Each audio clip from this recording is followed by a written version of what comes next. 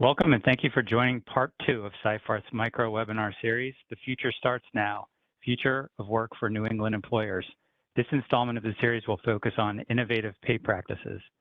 All participants are in listen-only mode. You are encouraged to submit questions throughout the program using the Q&A feature in WebEx. However, if your question is not answered, our presenters will follow up with you directly in the days ahead. For those interested in CLE credit, an attendance verification code will be read during the presentation. Please write this code down as it will not be repeated and is required for CLE credit. Copies of the webinar recording and materials will be distributed to attendees following the presentation. At this time, I'd like to turn the program over to Patrick Bannon. Patrick, you may begin. Thank you, Dave. Good afternoon, everyone. I'm Patrick Bannon, and with me is Anthony Califano. We are both employment lawyers who have a particular interest in wage and hour work, and we're in the Boston office of Seyfarth Shaw. This webinar is intentionally brief. We hope succinct and helpful. It's 30 minutes. So I'm going to jump straight to the agenda slides. Dave, if you wouldn't mind jumping there. And the agenda is in 4 parts. Anthony will handle points 1 and 2, and I'll do 3 and 4. So without further, I will pass the microphone to Anthony. Thank you, Patrick. Yes, we can go right to the next slide, gentlemen. Thanks for joining us, folks. Before Patrick talks about innovative and potentially new pay practices in the future, we're going to talk a little bit now about challenges facing employers stemming from an increasingly growing remote workforces in particular. And we think of it as the future of work is here. And the first thing we need to do is to identify some issues. So even before the pandemic, there was an ongoing societal move, maybe even a shift towards more remote work. There's lots of benefits to that type of a scenario for both employers and employees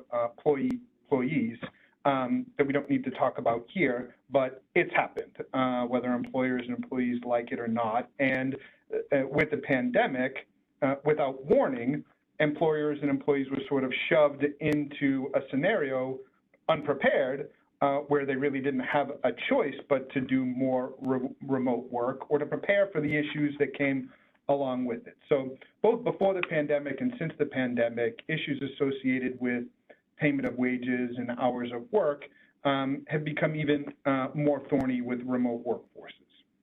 It's hard to turn back now. So among the new sets of challenges with remote workforces is the management of hours of work. And off-the-clock work in particular has been an issue before, but in particular since the start of the pandemic, when we don't have our eyes on our employees in a physical setting. The possibility of employees working off the clock is greater naturally. It's hard enough to prevent off-the-clock work when you have employees in an office, but now with them at home and working remotely, it's even more difficult. The problem is compounded. So we want to talk about that a little bit. First, it makes sense to acknowledge what work is, right? And that is that the statutes sort of don't define it usually, but what work is when somebody is required or permitted to do activity or service for an employer, whether it's required or allowed, if it's primarily for the benefit of the employer. So what is off-the-clock work? As the slide suggests, it is work when you are not actually being paid for it. Work before you clock in or after you clock out, work through breaks or interrupted breaks without pay, automatic deductions from pay because breaks are assumed to have occurred, and what kind of work happens during these times when folks are off the clock.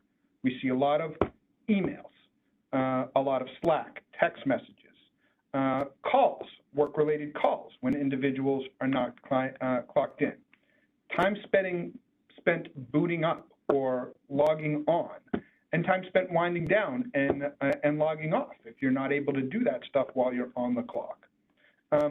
So that's really sort of the issue. And then the first step in attempting to prevent off-the-clock work is understanding why employees do it, or at least thinking a little bit about why employees might do that. And there are several reasons.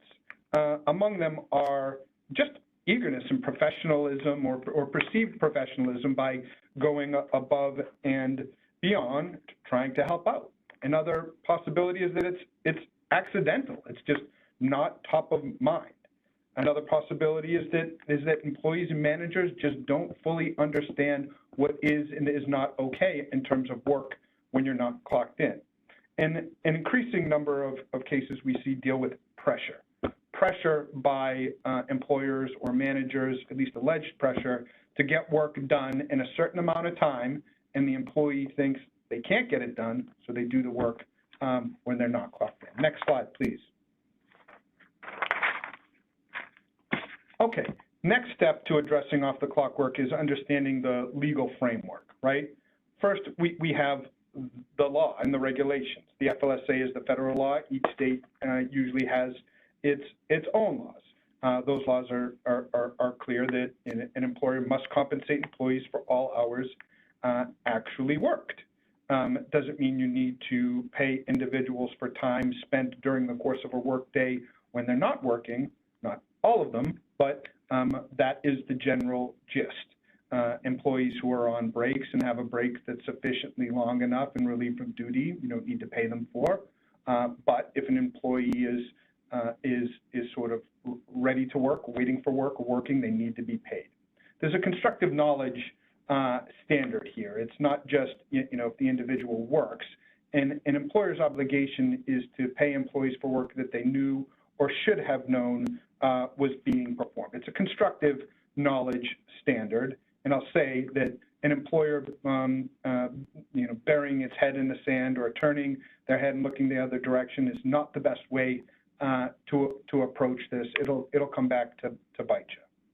The next thing is understanding the jurisdictional issues. You see, we referenced the FLSA, but there are new issues with remote workforces because the law that applies is going to be the most restrictive, the most employee-friendly. And whereas employees were oftentimes going into an office, sitting there and performing their work where the work was performed, and the law that applied was more clear.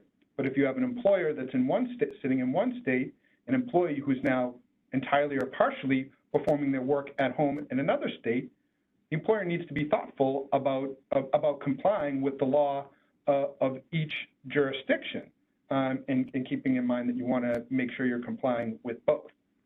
And then we have also classification issues. This is often something to flag, right? What we're talking about today is off-the-clock issues with remote workforces primarily for non-exempt employees, right? For exempt employees that are salaried, this is less of a concern because what they receive is a salary, and that salary pays them for all of their work regardless of the number of hours that they work. But the question arises about whether or not they're properly classified. Employers need to be careful about that.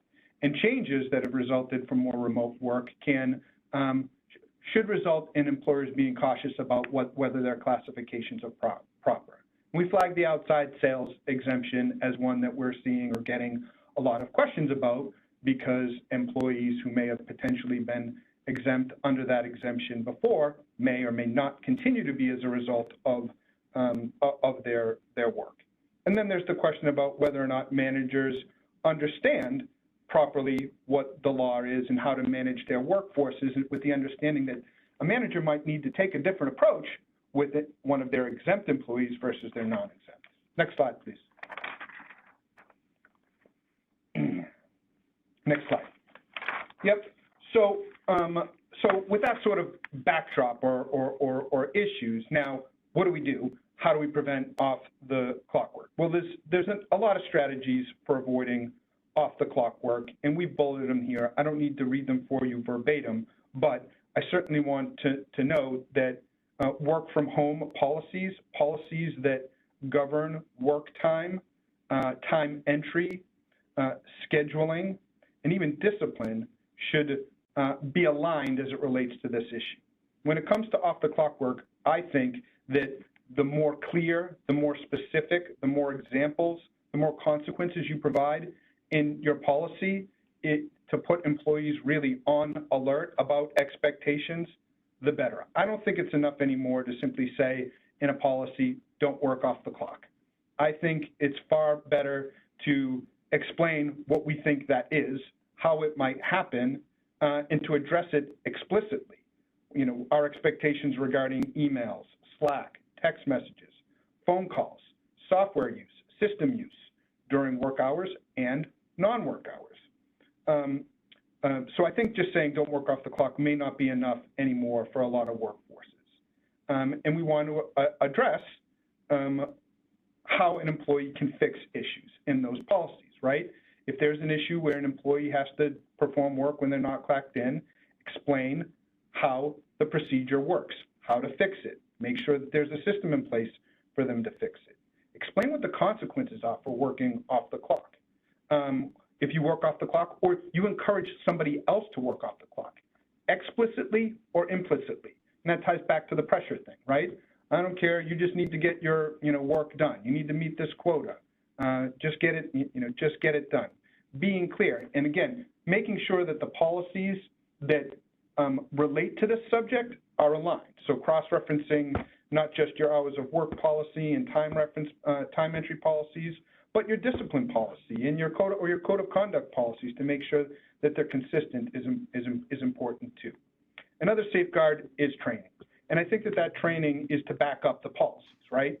And I also think that training looks different for your exempt employees or your managers who are overseeing hourly non-exempt employees, and the training you provide to non-exempt employees to reinforce the policy and make sure they understand it. Verifying time is another great tool. Making sure that employees have an opportunity to review their hours, to confirm or to verify that their hours are accurate, and to make changes if there are any mistakes. And if there are mistakes, to make sure that the company does correct them, and for the employee to understand what the consequences are if they work off the clock. Monitoring is the last thing. Monitoring, well, obviously correcting, paying, and disciplining is important, but monitoring is a new and can be an effective tool to police off-the-clock work. There's lots of new software available for monitoring work. Audio, video, electronic device. There's software out there that allows you to track screen time, time in a particular software application, keystrokes, you can screenshots, mouse moves. There's a lot out there, but we want to caution you to be careful, all right? There are real privacy concerns at issue. Just last month, on October 31st, the General Counsel of the National Labor Relations Board issued a memo to regional directors expressing concern that employers are using monitoring devices to infringe on the privacy of employees in a way that limits, impedes, or prohibits them from engaging in concerted, protected activity under the National Labor Relations Act. Quick Google search will get y'all that memorandum so you can see for yourself what the concerns are that have been raised, or you can let me know. I'll actually get it to you.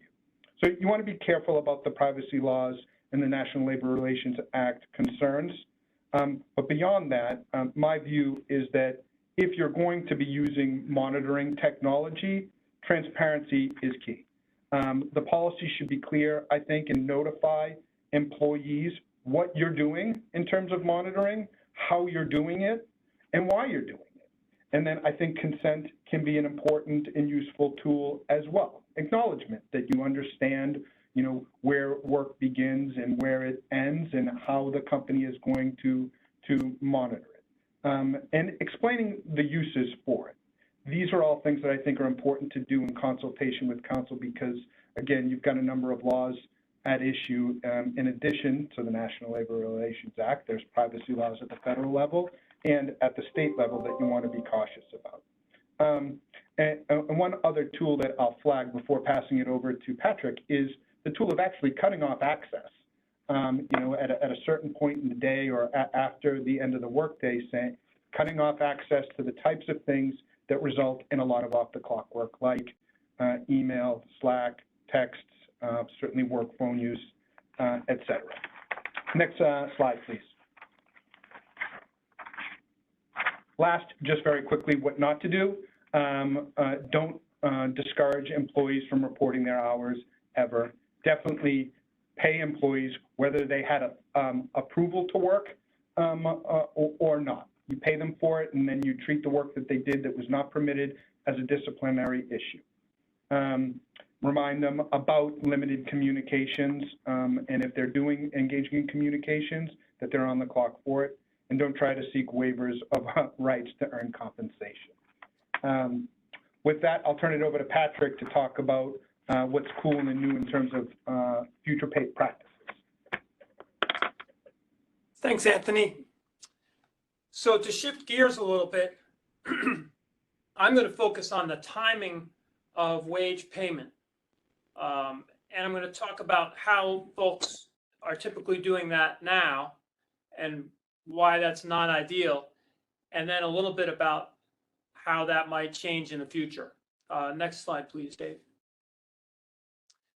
Today, this is all kind of obvious, so I'll just pass over it quickly, but employees are paid weekly or bi-weekly or semi-monthly or sometimes monthly. And, you know, in most jurisdictions, you can have your pick. Some of them don't allow all of those. Most employers have figured out how often they can pay their employees, and they have one of those, and they comply with the applicable law. But the reason that these schedules are used is not the result of any great strategy by employers. It's really just a historical accident that it used to be a lot of work to pay employees. You know, 100 years ago, someone would carry around a bag of cash.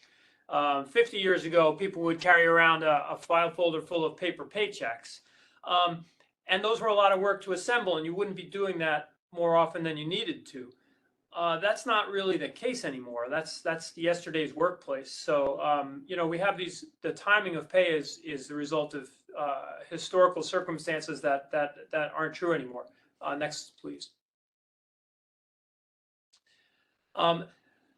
What's making us think about change in the timing of pay today is, you know, we're lawyers, so we see when these go wrong from a legal standpoint. And there's a bunch of different ways that the timing of pay can go wrong. You know, you can have a cash flow problem. That's not super common, but technology errors happen every once in a while where something will go down and payroll will be late.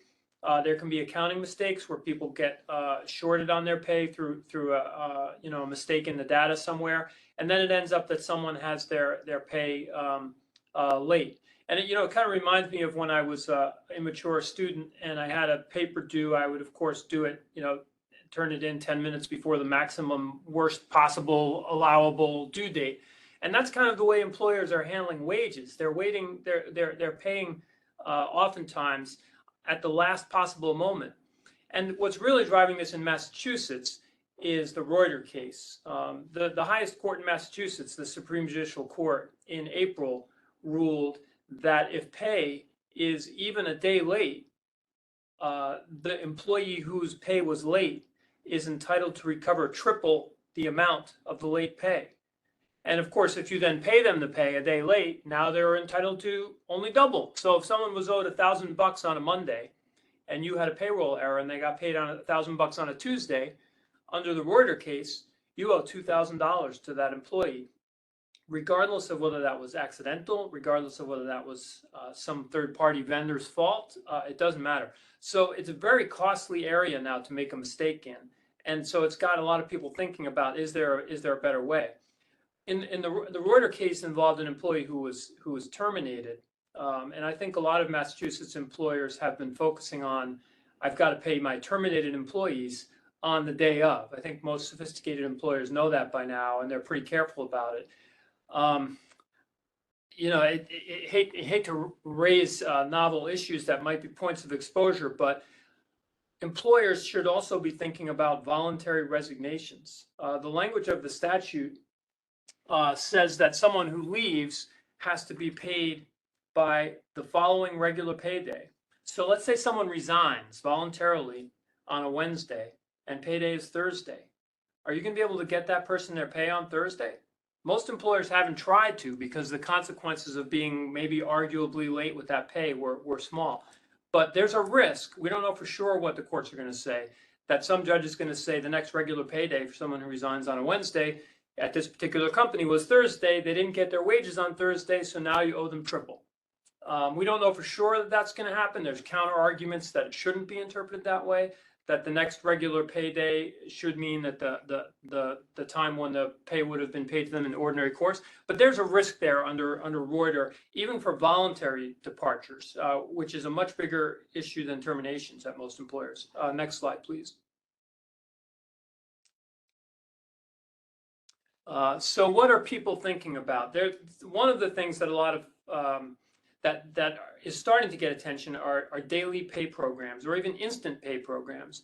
And in some industries, this is already happening.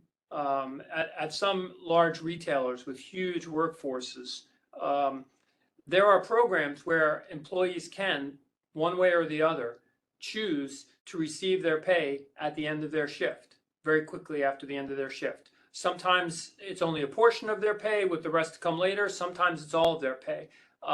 But it's already happening, and there are some. If you Google it, there's some big name companies that everyone knows that have hundreds of thousands of workers who are already offering this to their employees. And there are a number of vendors. There are probably at least a half dozen now that are serious about offering one solution or another to allow employers to get pay into the hands of employees at the end of the day, and in some cases even faster. Next slide, please. Now, we're not going to be able to fully explain all those options, but I'll just say a little bit about why people might consider it, and then how some of the options work and what some of the risks are. Employees really value this, at least low-wage employees do, and even some non-low-wage employees. A lot of employees live paycheck to paycheck. A lot of low-wage employees are already living, they're already borrowing against their paychecks, and they're paying a high premium to some payroll lending agency or a check cashing agency or something like that. So a lot of employees are already, they really need the cash in their hand right away. And if a company tells them you don't have to wait 2 weeks or even 1 week to get paid, if you worked 8 hours on a Monday, here's your, $93. And a lot of employees value that. And in a tight labor market, that's a reason to do it. And another important, it's already happening in some industries, as I mentioned, it's already happening in the gig economy on a large scale for non-employees or people who are treated as non-employees, where they get paid by the shift pretty fast. And the other reason to do it is to steer clear of late wage issues. If you're paying someone at the end of the day, you're much less likely to have a late payment of wages claim. Next slide, please. So here are some advantages and some disadvantages, and I'll say, right up front, I'm by no means the world's leading expert in how these services work. I can tell you a little bit about the options that I've seen, and then we can go through the advantages and disadvantages. But it's still playing out. Companies are still exploring it. People are still figuring out what works and what doesn't. But the reason for including it in this presentation is I think that it ought to be on some employers' radar screens. And I think in the future, it's easy to be a futurist because no one knows if you're right or wrong, but it seems to me a trend that has a lot of force behind it, and the kinks will eventually be worked out. So people might want to start have it on their radar screen at least. So one way to do it is to have the employer just fund the pay to a vendor, almost as if the employer is doing their own payroll, and then the vendor makes the payments to the employees on whatever schedule you like. It could be daily. It could be whatever schedule the employer chooses. That's the simplest. That's maybe the safest legally, but it's a lot of work for HR and for accounting. Essentially, you're running your own payroll through a vendor, but you're funding and you're organizing your own payroll. It just happens to be a daily payroll. Another way to do it is where the vendor advances the money to the employee and then recoups the money one way or the other from the employer on the regular payday. So if you're going to pay your employee on a Friday, the vendor will let the employee have the money on a Monday or a Tuesday or Wednesday, and they'll front it and then they'll get paid by you, the employer, on the Friday. That's nicer for the employer because there's no cash flow disadvantage. You're paying at the same time as you normally would. You're just paying it to the vendor. And I should say, on the first option that I talked about, where the company is funding the payroll, I'm not an accounting expert, but obviously there's some degree of a cash flow hit if you have to pay your workforce in full for their work on Monday, on Tuesday, as opposed to paying them at the end of the 7-day or 14-day cycle. I don't know whether that is a huge amount. Folks with a lot more advanced financial acumen than I have to figure out what the interest and the value of the money is during that period of time. But there's obviously some degree of accounting and cash flow disadvantage there. The disadvantages of the second model, where the vendor fronts the money and the employer then catches up to the vendor afterwards, there are a couple. If the employer is not careful, that could end up getting characterized as payday lending, which is a highly regulated industry that has some good players and some atrocious players that take advantage of people. So that's really not an industry that someone wants to inadvertently step into without thinking it through. There's lots of ways to violate the law if you're characterized as a payday lender. And the other way that employers can get into trouble using the model where the employees get paid by the vendor up front and then the employer pays the vendor on the back end is fees. The vendor typically, in at least some of the models I've seen and some of the providers I've seen, the vendor is charging a transaction fee to the employee. And that is, at least in some states, arguably a deduction from wages. You know, if the person was going to get $1,000 and they exercise this daily pay option, so they get $1,000 for the week, and they exercise this daily pay option and they get paid each day, but then there's a fee, and at the end of the whole week they've made $984 instead of $1,000.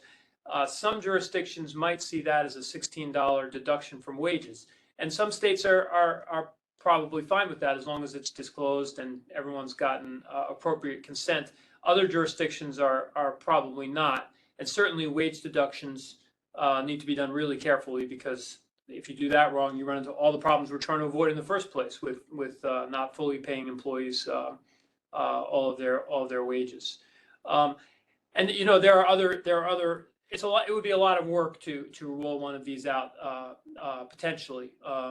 You know, there are tax deduction and withholding issues. If there are folks on this call who are accounting / HR folks, they know how hard it is to make even any changes to payroll on a large scale. Even just changing the pay schedule in some seemingly minor way is like a month-long project that needs to be carefully planned out. So rolling out one of these solutions would be a lot of work, and it would have to be synced up with tax reporting and tax withholding to make sure that the employer continues to do everything it's supposed to do in terms of withholding tax at the right time and paying it over at the right time, as well as unemployment and other aspects of payroll. So by no means is this something for everyone, and by no means is it easy, and by no means is it without its risks and disadvantages.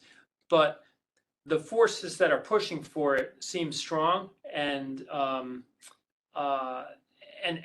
it seems to me that the kinks will eventually be worked out, and every company will have to sort of decide for themselves how far they want to get towards the front of the curve. Do they want to be in the vanguard of this and maybe get a competitive advantage in grabbing talent from their competitors, or do they want to lag the technology a little bit and let the first companies struggle and then they come in after it's easy?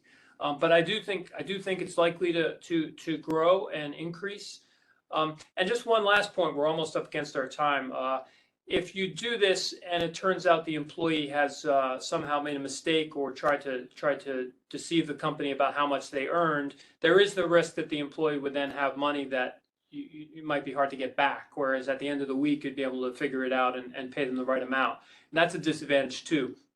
But I think, as we've seen in the gig economy, you know, the cost of someone cheating you on a small scale, you know, you can sort of correct for that and solve for that in the long run by realizing, oh, this is the person who didn't treat us honestly last week. And the costs of that are not necessarily so high that it should disqualify the whole program, because you can identify who's not an honest person and weed them out. And sort of like my snack room, you can just take the snacks and you're on the honor system to use your credit card. If people cheat, they will probably be detected and prevented from doing it in the future. So we only budgeted a half an hour because we know you're all super busy, but I hope that's helpful as at least an introduction to some interesting future pay practices. And Anthony and I would love to answer questions that are in the Q&A, or you can put them in afterwards. Our next, let me give you the CLE code, which is SS, as in Seyfarth Shaw, 1289. And I will end with an ad for part 3 of our Future Work series, which is the impacts of technology on overtime exemptions. It's going to change who's going to be exempt and who's not, and that's coming up on December 14th. The slides will be available afterwards. Anthony and I will be available in the days ahead. So thank you all for attending. Thanks, folks. Have a good one.